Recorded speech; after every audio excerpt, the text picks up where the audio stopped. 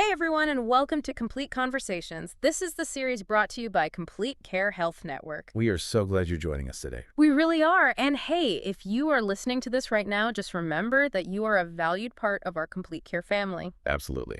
Now, I should probably mention I am actually an AI host powered by Google AI, but I am super pumped to be here to break down today's topic. It's a really good one. It is, because June 27th is National HIV Testing Day.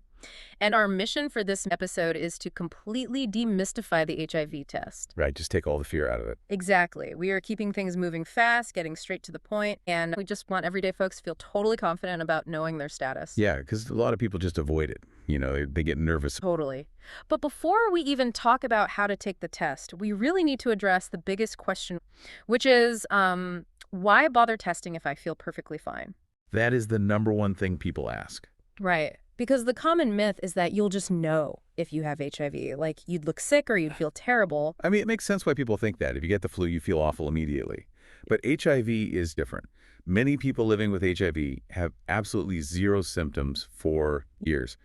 The virus can just slowly damage your immune system in the background while you feel completely 100% healthy. Okay, so it's kind of like having termites in your house then. Oh, that's a great way to put it. Right, like the paint on the outside looks totally fine, but underneath, the damage is being done. Exactly. And the reason that early detection matters so much is because modern HIV medications are just incredibly effective now. They really are. It's amazing. Right. Like, finding out early means you can start treatment right away. You avoid serious illness, you live a long, healthy life, and you drastically reduce the risk of passing the virus to anyone else. It literally changes everything. It really does. Okay, so now that we understand the stakes, let's take the fear out of the actual appointment. Let's walk through exactly what happens inside the exam room. Sounds good. So step one is really just a conversation, just talking. It's a completely confidential chat. A healthcare provider is just going to ask you some private questions about your health history and any recent exposures. And people shouldn't feel judged by that, right? Oh, not at all. They aren't judging you. They just need that info to determine the right kind of test to use. Makes total sense. Which brings us to step 2, the test itself. It's just a tiny, simple finger stick. Yeah, just a quick prick on the finger, and that's it. That is so easy. But wait, what are these tests actually looking for? Basically, they look for two things in plain terms. Antibodies, which are the proteins your body builds to fight off an infection. Like your body's own little security guards. Exactly. And then the tests also look for antigens, which are the actual physical pieces of the virus itself. Okay, so step 3 is getting the results. How long are people sweating it out in the waiting room for this? Honestly, not long at all. Many of the rapid tests take just 20 to 30 minutes. That is wild. You could just scroll on your phone and it's done. Pretty much. Now, some of the laboratory tests do take a few days, but the rapid ones are incredibly fast. Okay, so getting the test is quick. But what do the actual results mean? Because I know it's not always a super simple yes or no. Right. Let's start with a negative result. That obviously means HIV was not found, which is a huge relief. But wait, if I get a negative result today, does that mean I am 100% in the clear for something that happened, say, yesterday? That is a really important question, and the answer is no, it doesn't. And that brings up this concept called the window period. The window period, what is that? So the window period is the time between a possible exposure and when a test can actually detect the virus in your body. Ah, okay, because your body needs time to build up those antibodies. Precisely. It doesn't happen overnight. Depending on the test, that window period can be anywhere from 10 to 90 days. Wow, up to 90 days. Yeah. So if an exposure was really recent, the provider's probably going to tell you to come back and test again later just to be absolutely sure. Okay, that is so important to know. A negative result is great, but you have to keep that timeline in mind. Exactly. Now, what about understanding a positive result? If that rapid test says positive, what happens? First off, take a deep breath. A positive rapid screening test is not a final diagnosis. Wait, really? It's not final? No, it's not.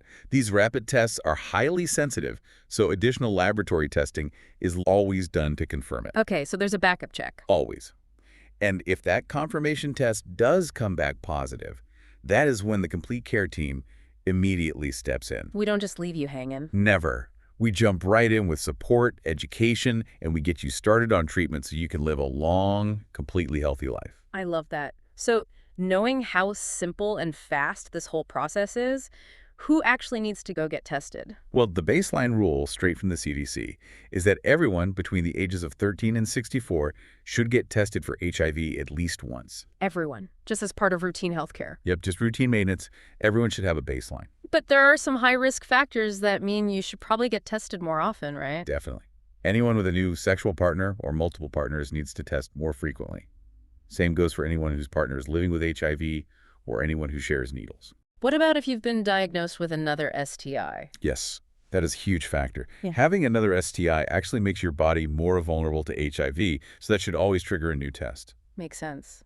Now, what about pregnancy? Testing during pregnancy is incredibly important. It's highly recommended because it protects both the parent and the baby. Because if you catch it early, you can start treatment. Exactly. Early treatment dramatically reduces the risk of transmitting the virus to the baby. It's just a no-brainer to protect them. All right, so let's quickly recap. HIV testing is quick, it is simple, it's totally confidential, and it is literally the only way to know your status.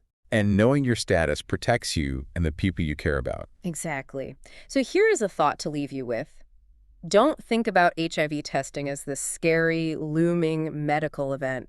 Just think of it as routine self-care. Yeah, like checking your blood pressure or going to the dentist. Totally. It's just a tool to keep you in the driver's seat of your own health.